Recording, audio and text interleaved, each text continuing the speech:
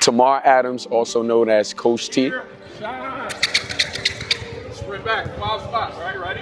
One straight line. If you're not going, you're clapping. Man, I've been around this game for pretty much my entire life. I'm 35 years young. 35 years young. And the love of the game I have today has been instilled since I was a little kid. So that little Tamar running around with the basketball, it is now the Coach T impacting the lives of the youth and still being active and playing on a consistent everyday basis. Right, repeat after me. Energy, effort, and enthusiasm. Those are 3 things you guys can control. Do you understand? Can you control? Are you always going to make a bucket? No. Are you always going to make a 3? No. But you can control your effort, your energy, and enthusiasm. All right, clap it up. Let's go. Clap it up. All right, so my dad put the ball in my hand when I was 3 years old. I grew up in Far Rockaway, so I started playing basketball as a young kid, elementary, middle school. Used to go to the, it was called Sorrentino Rec Center. That's where we played after school. And then from there, family moved to Elmont. That's when I actually got introduced into organized basketball. I played for a couple of coaches, but one coach, Coach Hollop. He was the Elmont varsity coach, as well as the Elmont Cougars AAU coach. And he coached me when I was in 7th and 8th grade. And then I had my JV coach, Coach Hegman. He was my JV coach at Elmont, who I played for before I transferred to Cardozo High School. From there, I was able to get coaching and teaching from Coach Niclario. But I didn't play for him because my senior year I got cut. My senior year. From there, I didn't stop. I didn't give up. Didn't quit.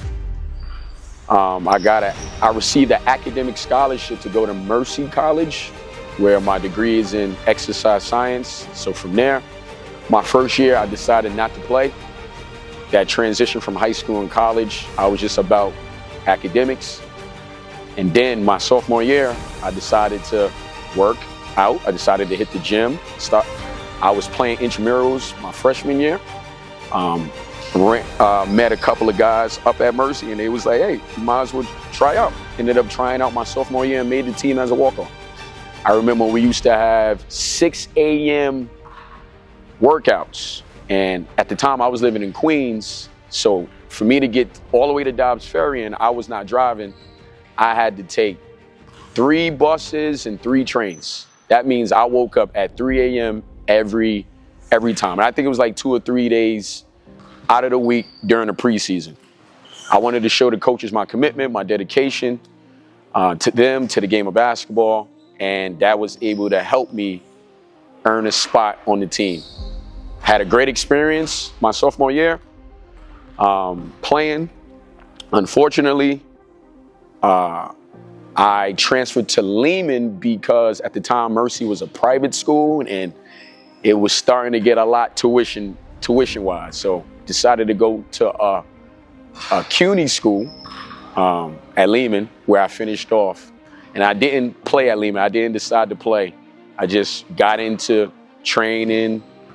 I got into training and coaching, but I still played in men's leagues with my buddies back home in Elmont. Couple of my guys that they played as well, had a nice, good group that we played everywhere, tournaments, parks, gyms, and I just always loved to play, continue to play. And yeah, that hasn't stopped. And I'm 35 now, so that I still play. I continue to still play. So yeah. One more time. One more time. What motivates me and keeps me going, being a player development coach?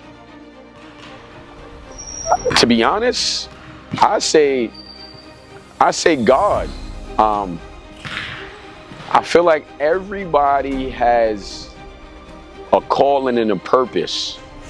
And during a time when I was done playing, it was clear what my purpose was. And God has ordered and guided my steps for the past 15 years. He's the one that gives me the strength every single day to pour into kids from all ages, literally from second grade all the way up into high school and college. So it's my faith in him, and just the love of the game. The love of the game. When you love something, you tend to do everything in your power to keep that love going. So what that means for me, being around the game, watching the game, being around other like-minded coaches and trainers that I can learn from, to always, going back to my brand, to always perfect my skills. And that's what simply keeps me going. I do this full time, and I enjoy what I do every single day. I look forward to what I do every single day. It's not easy.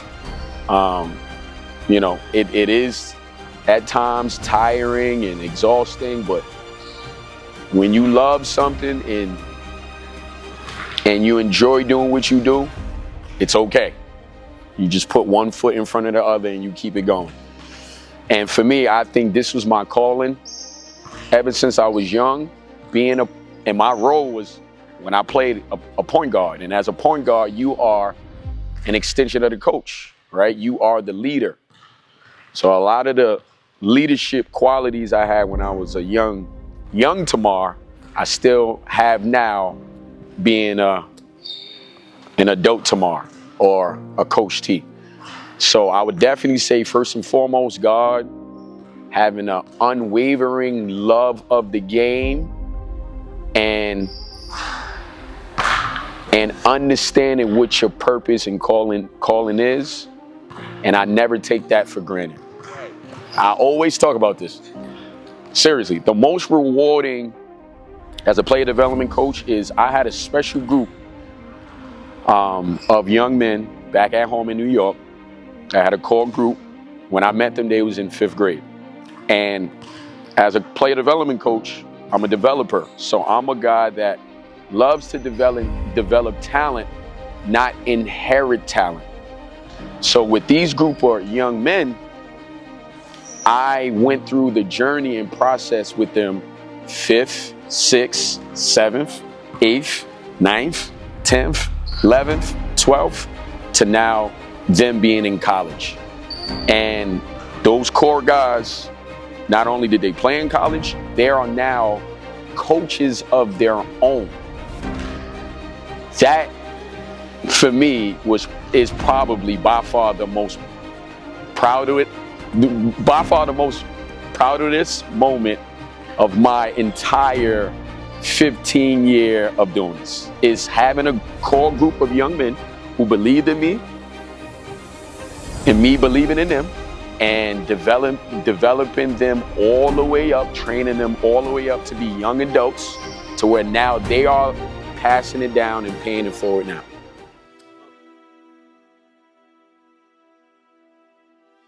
Give yourself more grace.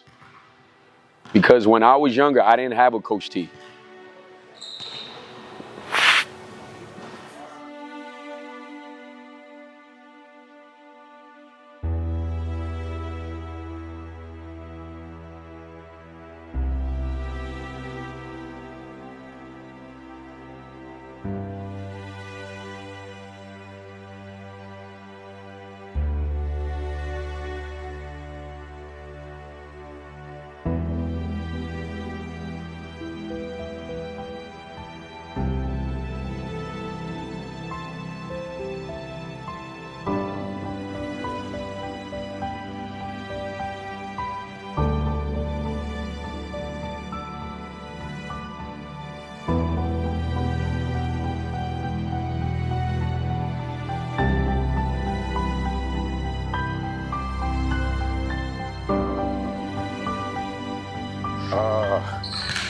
yeah, give yourself more grace.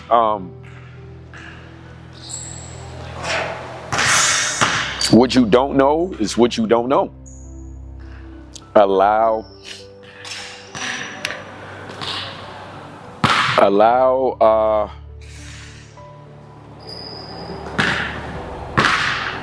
people from all walks of life, it don't matter who it is, to help you get to where you ultimately want to go. Be curious, ask a lot of questions, seek a lot of information, and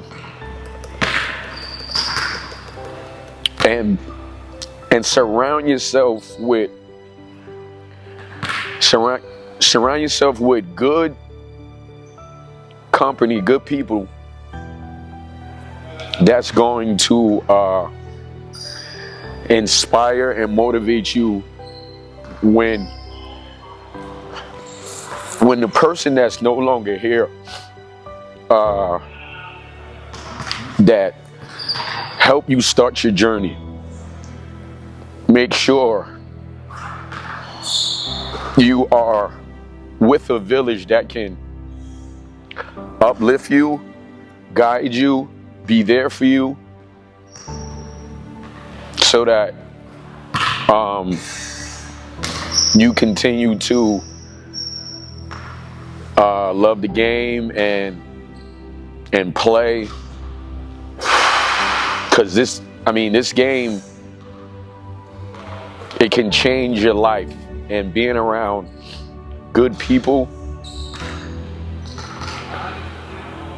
those good people can later on be people that's a part of your lives. You know, when you start a family and you become an adult.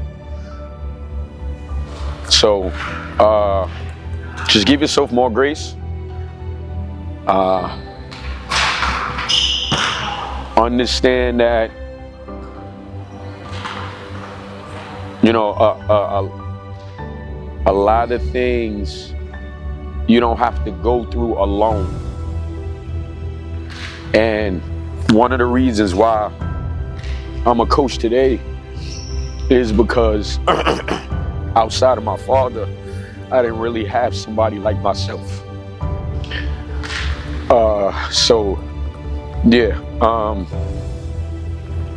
That's why I do what I do every single day. So, yes.